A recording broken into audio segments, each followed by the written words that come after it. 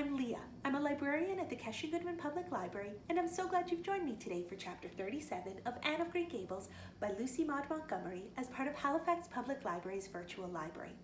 Now, when we left off last time, Anne found out that she was the winner of the Avery Scholarship and is off to Redmond College to earn her BA. The chapter ended with some foreshadowing of something sad to come. Let's see what happens next in Chapter 37, The Reaper Whose Name is Death. Matthew, what is the matter? Matthew, are you sick? It was Marilla who spoke, alarm in every jerky word. Anne came through the hall, her hands full of white narcissus. It was long before Anne could love the sight of or odor of white narcissus again, in time to hear her and to see Matthew standing in the porch doorway, a folded paper in his hand, and his face strangely drawn and gray. Anne dropped her flowers and sprang across the kitchen to him at the same moment as Marilla. They were both too late. Before they could reach him, Matthew had fallen across the threshold. "Oh, he's fainted," gasped Marilla. "Anne, run for Martin. Quick, he's at the barn." Martin, the hired man, who had just driven home from the post office, started at once for the doctor, calling at Orchard Slope on his way to send Mr. and Mrs. Barry over. Mrs. Lynde, who was there on an errand, came too. They found Anne and Marilla distractedly trying to restore Matthew to consciousness. Mrs. Lynde pushed them gently aside, tried his pulse, and then laid her ear over his heart. She looked at their anxious faces sorrowfully, and the tears came into her eyes. "Oh, Marilla," she said gravely, "I don't think we can do anything for him." "Mrs. Lynde, you can't think Matthew is... Anne could not say the dreadful word. She turned sick and pallid. "Child, yes, I'm afraid of it. Look at his face. When you've seen that look as often as I have, you'll know what it means." Anne looked at the still face and there beheld the seal of the great presence. When the doctor came, he said that death had been instantaneous and probably painless, caused in all likelihood by some sudden shock. The secret of the shock was discovered to be in the paper Matthew had held and which Martin had brought from the office that morning. It contained an account of the failure of the Abbey Bank. The news spread quickly through Avonlea, and all day friends and neighbors thronged Green Gables and came and went on errands of kindness for the dead and living.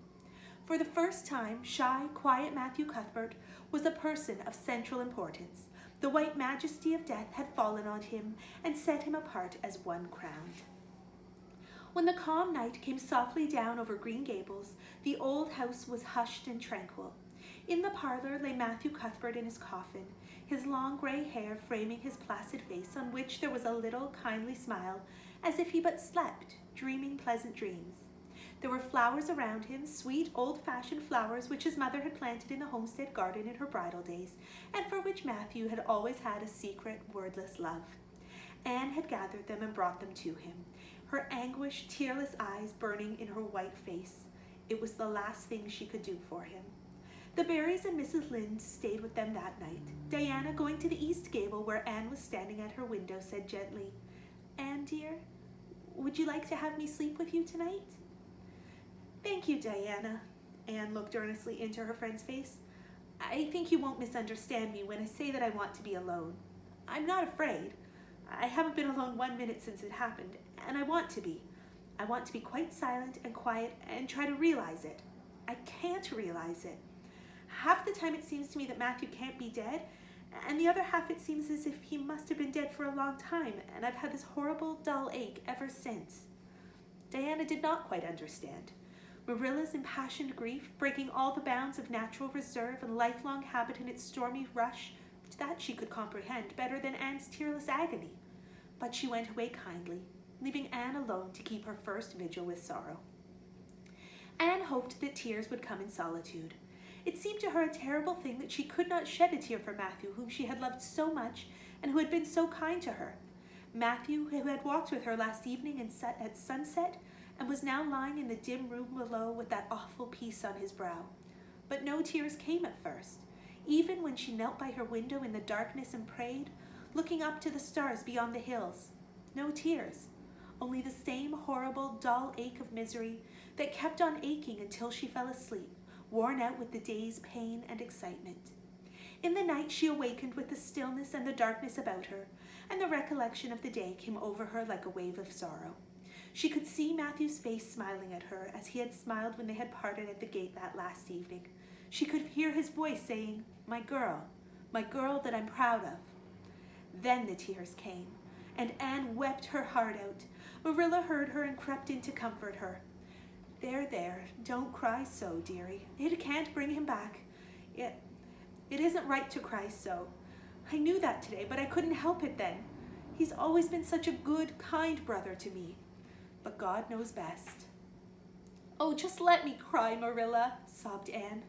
The tears don't hurt me like that ache did. Stay here for a little while with me and keep your arm around me. I couldn't have Diana stay. She's good and kind and sweet, but it's not her sorrow. She's outside of it, and she couldn't come close enough to my heart to help me. It's our sorrow, yours and mine. Oh, Marilla, what will we do without him? We've got each other, Anne. I don't know what I'd do if you weren't here, if you'd never come. Oh, Anne, I know I've been kind of strict and harsh with you, maybe, but you mustn't think I didn't love you as well as Matthew did for all that. I want to tell you now when I can. It's never been easy for me to say things out of my heart, but at times like this, it's easier. I love you as dear as if you were my own flesh and blood, and you've been my joy and comfort ever since you came to Green Gables. 2 days afterwards, they carried Matthew Cuthbert over his homestead threshold and away from the fields he had tilled and the orchards he had loved and the trees he had planted, and then Avonlea settled back to its usual placidity, and even at Green Gables affairs slipped into their old groove and work was done and duties fulfilled with regularity as before, although always with the aching sense of loss in all familiar things. Anne, new to grief, thought it almost sad that it could be so, that they could go on in the old way without Matthew. She felt something like shame and remorse when she discovered that the sunrises behind the firs and the pale pink buds opening in the garden gave her the old inrush of gladness when she saw them, that Diana's visits were pleasant to her, and that Diana's merry words and ways moved her to laughter and smiles, that, in brief, the beautiful world of blossom and love and friendship had lost none of its power to please her fancy and thrill her heart, that life still called to her with many insistent voices. It seems like disloyalty to Matthew somehow to find pleasure in these things now that he is gone, she said wistfully to Mrs. Allen one evening when they were together in the manse garden. I miss him so much, all the time. And yet, Mrs. Allen, the world and life seem very beautiful and interesting to me for all. Today, Diana said something funny and I found myself laughing. I thought when it happened I could never laugh again, and it somehow seems as if I oughtn't to. When Matthew was here, he liked to hear you laugh, and he liked to know that you found pleasure in the pleasant things around you, said Mrs. Allen gently. He is just away now, and he likes to know it's just the same. I am sure we should not shut our hearts against the healing influences that nature offers us, but I understand your feeling. I think we all experience the same thing. We resent the thought that anything can please us when someone we love is no longer here to share the pleasure with us. And we almost feel as if we were unfaithful to our sorrow when we find our interest in life returning to us. I was down to the graveyard to plant a rose bush on Matthew's grave this afternoon, said Anne dreamily. I took a little slip of the little white Scotch rose bush his mother brought out from Scotland long ago. Matthew always liked those roses the best. They were so small and sweet on their thorny stems. It made me feel glad that I could plant it by his grave, as if I were doing something that must please him in taking it there to be near him. I hope he has roses like them in heaven. Perhaps the souls of all those little white roses that he has loved so many summers were all there to meet him. I must go home now. Marilla is all alone, and she gets lonely at night. She will be lonelier still, I fear, when you go away again to college, said Mrs. Allen. Anne did not reply. She said good night and went slowly back to Green Gables. Marilla was sitting on the front door, and Anne sat beside her. The door was open behind them, held back by a big pink conch shell, with hints of sea sunsets in its smooth inner convolutions. Anne gathered some sprays of pale yellow honeysuckle and put them in her hair. She liked the delicious hint of fragrance as of some aerial benediction above her every time she moved. Dr. Spencer was here while you were away, Marilla said. He says that the specialist will be in town tomorrow, and he insists that I must go and have my eyes examined. I suppose I'd better go and have it over. I'll be more than thankful if the man can give me the right kind of glasses to suit my eyes. You won't mind staying here alone while I'm away, will you? Martin will have to drive me in, and there's ironing and baking to do. I shall be all right. Diana will come over for company for me. I shall attend to the ironing and baking beautifully. You needn't fear that I'll starch the handkerchiefs or flavor the cake with liniment." Marilla laughed. "What a girl you were for making mistakes in them days, Anne. You were always getting into scrapes. I did used to think you were possessed. Do you mind the time you dyed your hair?" "Oh, yes, indeed. I shall never forget it," smiled Anne, touching the heavy braid of hair that was wound about her shapely head. "I laugh a little now sometimes when I think what a worry my hair used to be to me. But I don't laugh much, because it was a very real trouble then. I did suffer terribly over my hair and my freckles. My freckles are really gone, and people are nice enough to tell me my hair is auburn now. All but Josie Pye. She informed me yesterday that she really thought it was redder than ever, or at least my black dress made it look redder, and she asked me if people who had red hair ever got used to having it, Marilla. I've almost decided to give up trying to like Josie Pye. I've made what I would have once called a heroic effort to like her, but Josie Pye won't be liked." "Josie is a Pye," said Marilla sharply, "so she can't help being disagreeable. I suppose people of that kind serve some useful purpose in society, but I must say, I don't know what it is any more than I know the use of thistles. Is Josie going to teach?"